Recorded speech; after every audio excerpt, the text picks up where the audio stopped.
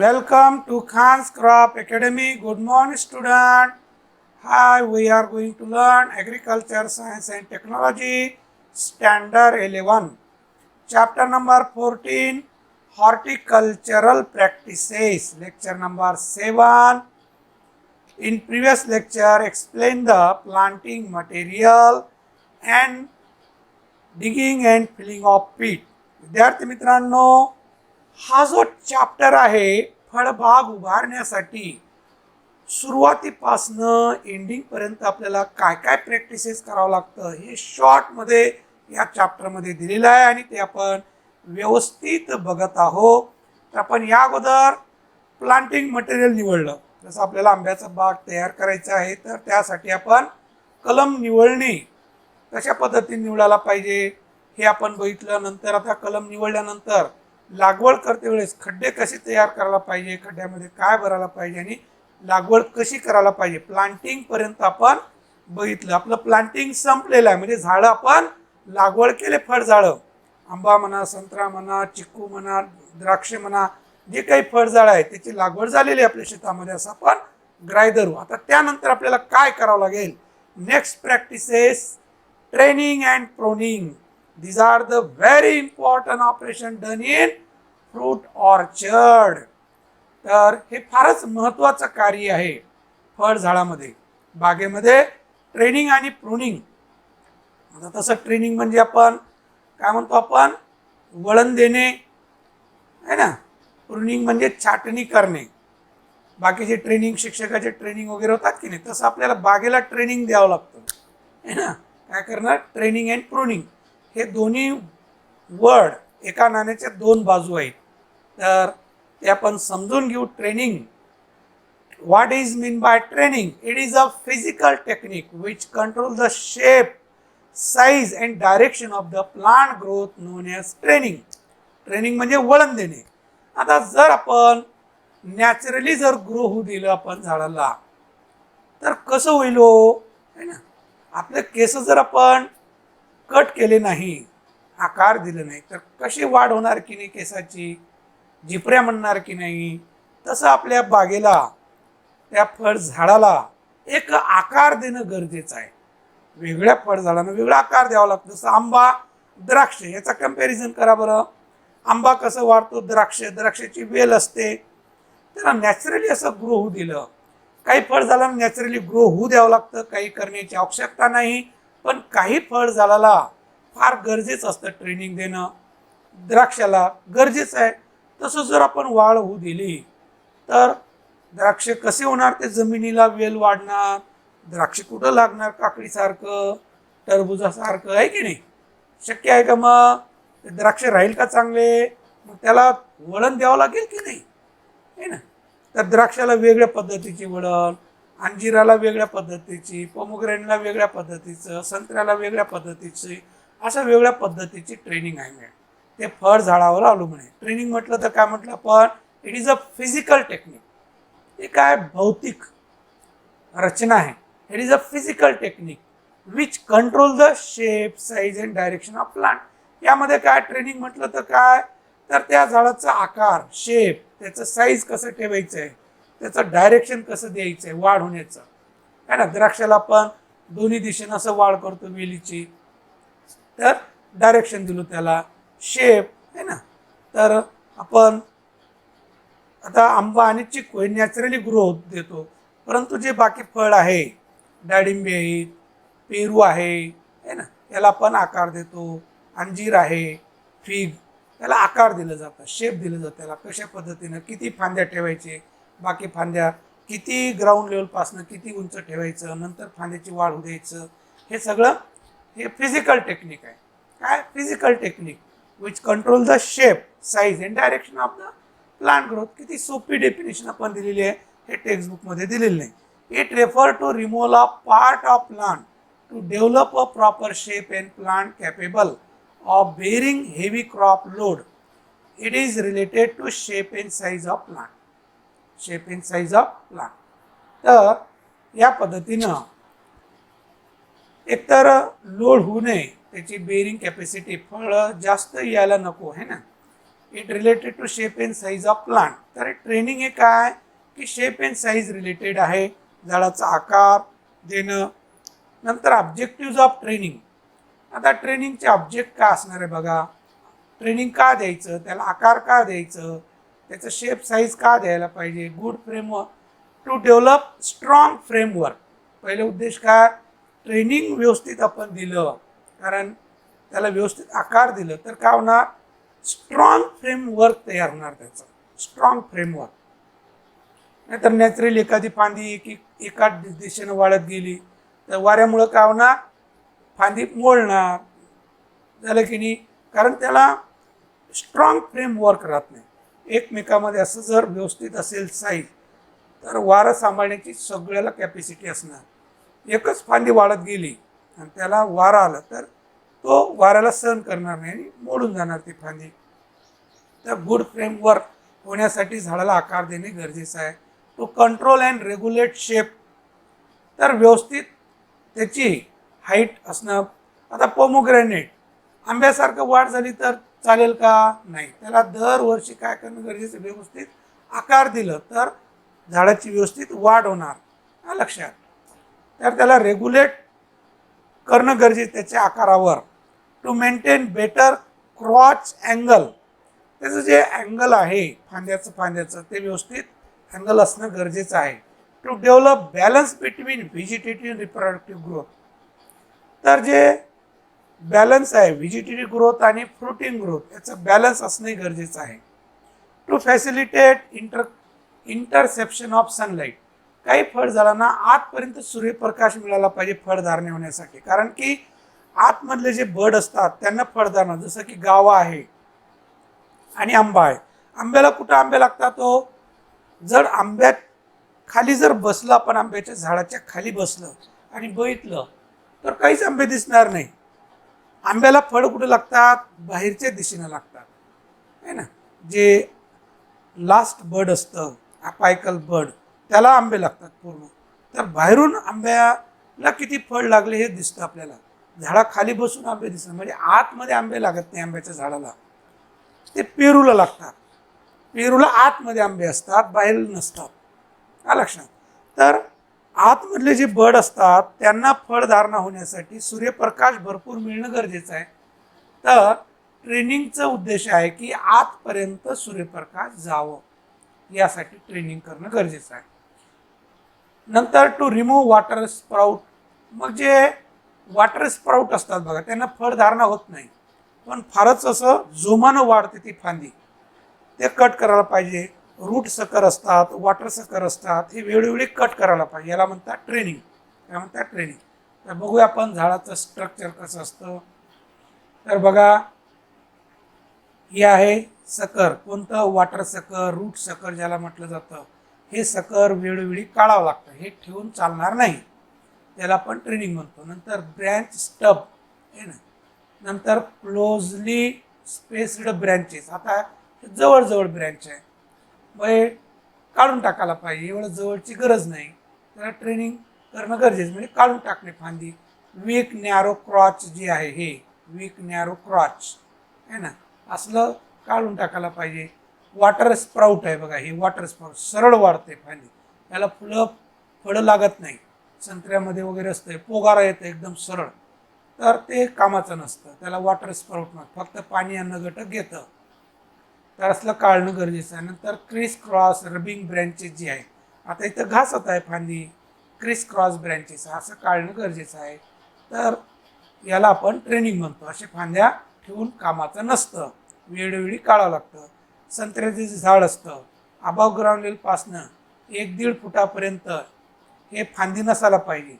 तर 2-3 महिन्यांनी जे रूट सकर असतात ते काढणं गरजेचं असतं, कारण ते रूट स्टॉकचं असतं, जे कलम केलेलं असतं रूट स्टॉक, त्याचे फांदे आलेले असतात, ते वेळोवेळी कट करायला पाहिजे, काढायला पाहिजे.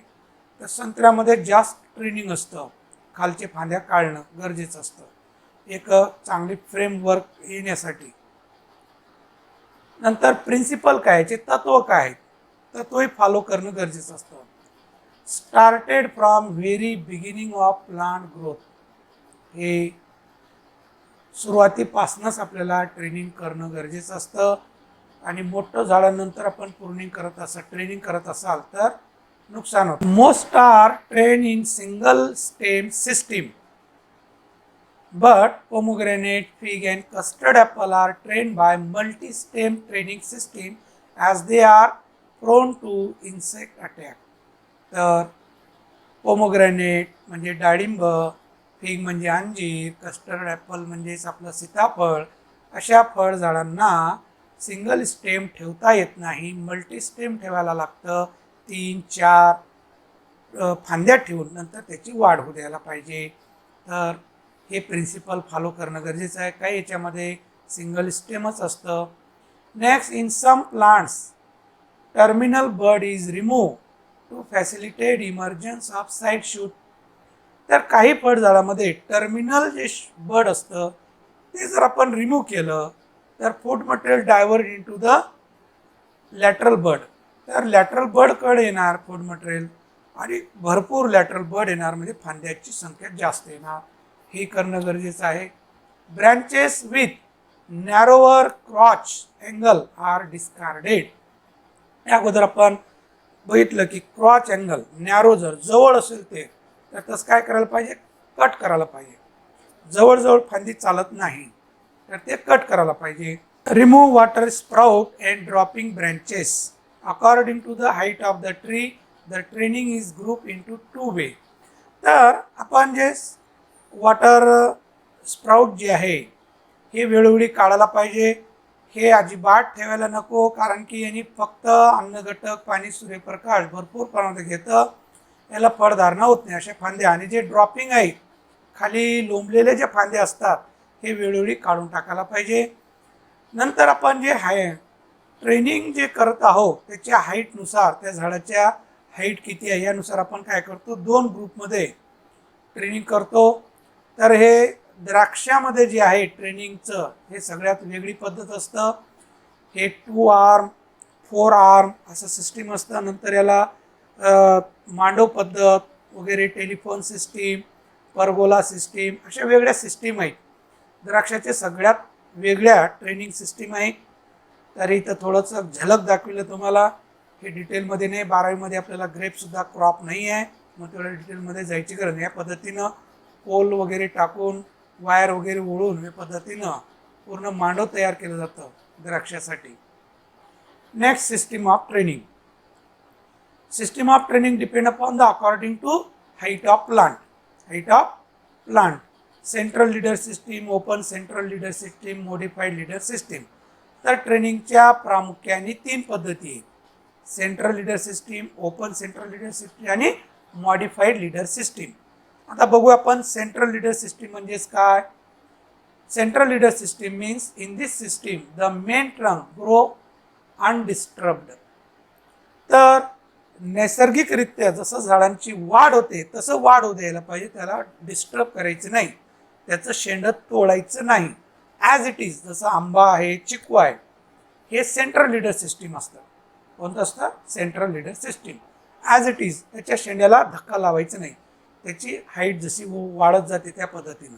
The main stem will grow vertically upward and vigorously then the side branches. Side ब्रँचेसपेक्षा जे व्हर्टिकली जास्त ग्रो होतं ते हॉरिझॉन्टलपेक्षा व्हर्टिकली, जसं आंबा आहे, चिकू आहे, तसं त्याला नॅचरली वाढू द्यायला पाहिजे, त्याला डिस्टर्ब करायचं नाही. त्याला सेंट्रल लीडर सिस्टीम म्हणतात. त्याचे फायदे काय, advantages: development of strong crotches due to interlacing of fibre at the junction of the limb and the trunk. Strong framework. तर सेंट्रल लीडर सिस्टीमचं जे झाड आहे हे स्ट्रॉंग फ्रेमवर्क असतं.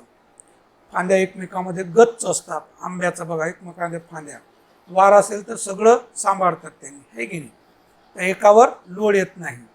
तर हे सेंट्रल लीडर सिस्टीम.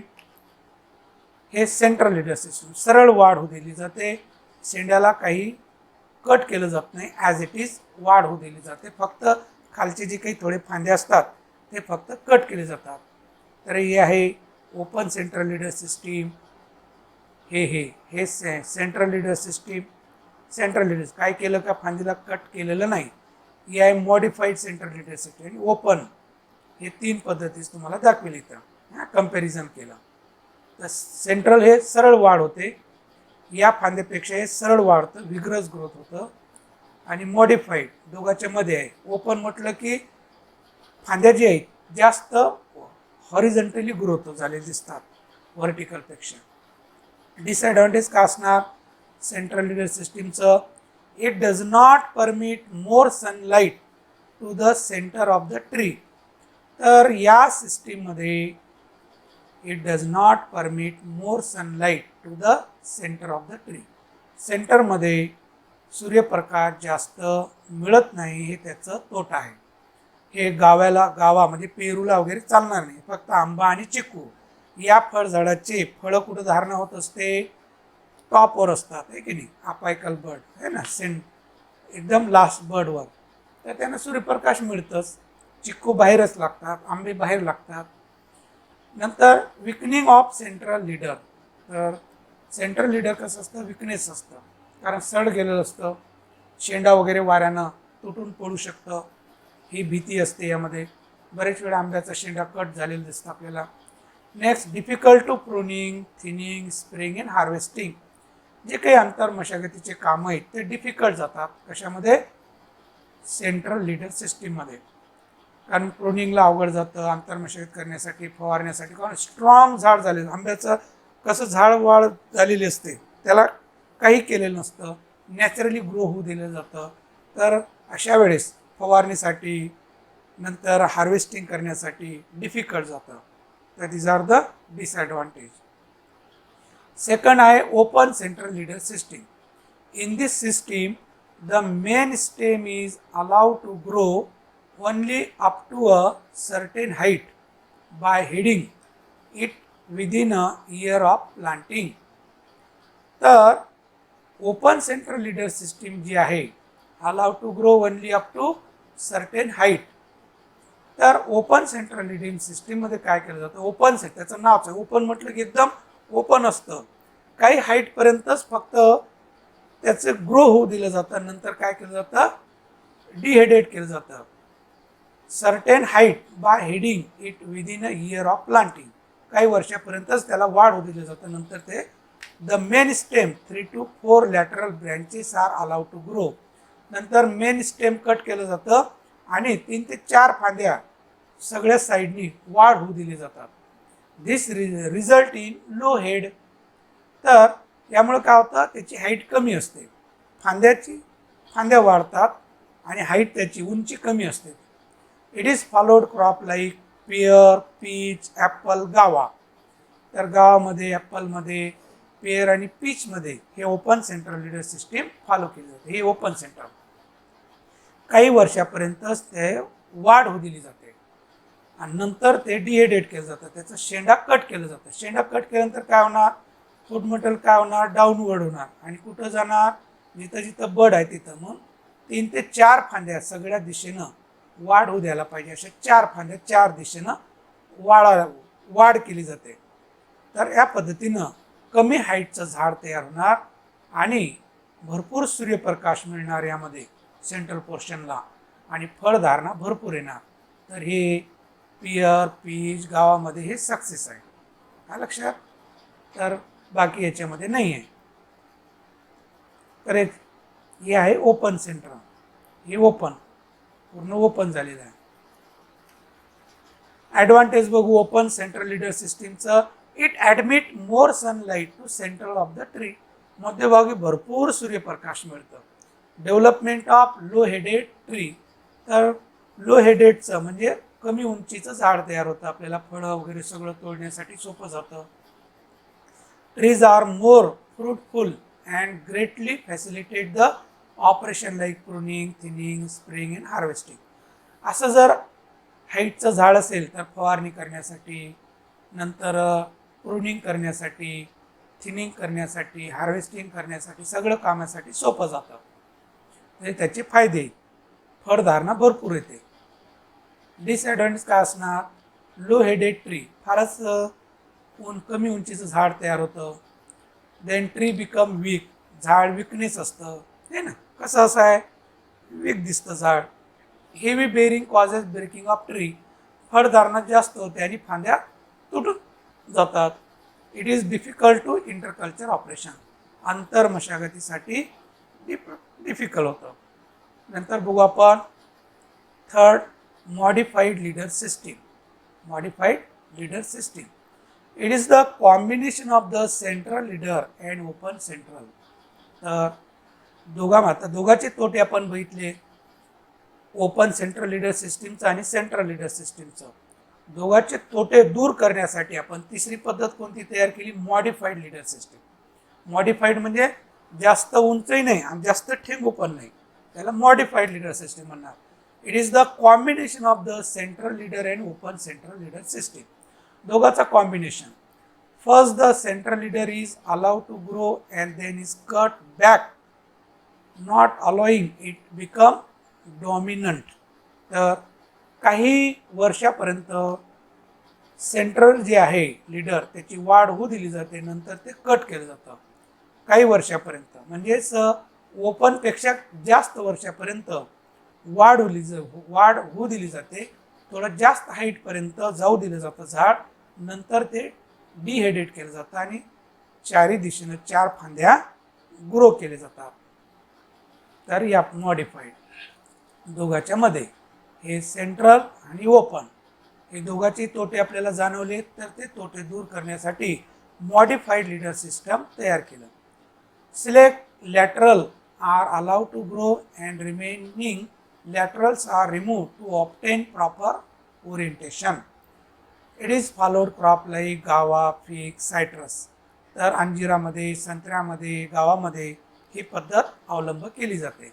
आता त्याचे फायदे काय होणार, most desirable in many trees because. तर भरपूर झाडामध्ये ही सिस्टीम फॉलो केली जाते. लो अँड वेल स्पेस्ड लॅटरल्स, तर लॅटरल ब्रँचेसला व्यवस्थित जागाही मिळते. वेल डिस्ट्रीब्युटेड फ्रुटिंग एरिया, तर व्यवस्थित फळधारणाही होते. बेटर लाईट पेनिट्रेशन, व्यवस्थित सूर्यप्रकाश मिळतं. Strong framework, easy cultural operation. जे ओपन सेंट्रल लीडरमध्ये आणि सेंट्रल लीडर सिस्टीममध्ये जे तोटे होते ते तोटे इथं दूर झालेले आहेत. तर दोघांचे फायदे आणि तोटे इथं आपल्याला, म्हणजे इथं तोटे नाहीच आहेत, तर फायदेच फायदे कशामध्ये, मॉडिफाईड लीडर सिस्टीममध्ये. म्हणजे दोघांचे तोटे आपण दूर केले, ते निघालं मॉडिफाईड लीडर सिस्टीम. तर विद्यार्थी मित्रांनो, ट्रेनिंग हे टॉपिक पॉईंट आपण कंप्लीट केलेला आहे. नेक्स्ट लेक्चरमध्ये आपण प्रूनिंग बघू. तर बघत राहा Khan's crop academy YouTube channel. तर आपल्या मित्रांना जास्तीत जास्त शेअर करा, लाईक करा, सबस्क्राईब करा. 12वीचंही तुम्ही बघत राहा आणि 11वीचं झाल्यानंतर आपल्या ग्रुपवर आपण तर 12वीचं टाकणारच आहोत. तरी पण तुम्हाला वेळ असेल, बोर होत असाल तर 12वीचे बघत राहा. थँक्स. जय जवान जय किसान.